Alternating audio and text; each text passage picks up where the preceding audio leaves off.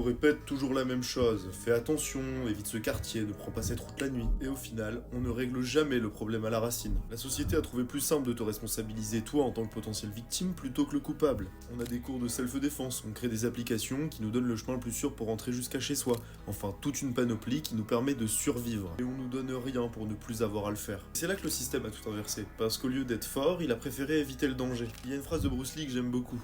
Mieux vaut être un guerrier dans un jardin plutôt qu'un jardinier sur un champ de bataille. La sécurité pour un État, ça doit pas être de fuir la violence, mais d'y faire face, de la dissuader. Les chiffres sont pourtant clairs, 1% de la population commet 60% des violences graves, à comprendre une poignée d'individus. Et donc pour ce seul pourcent, les autres 99 restants doivent baisser la tête. Et les faits concrets d'actualité ne manquent pas. Irina Zarutska, tuée par un homme qui avait été arrêté 14 fois auparavant. C'est la même chose en France, et pourtant c'est ici que se dessine le véritable mission de l'État et de la justice. Parce que la sécurité reste une volonté, et le temps que l'on ne regardera pas le problème en face, on ne fera que le contourner. Parce que changer de trottoir, ce n'est pas régler le problème, mais juste lui faire de la place.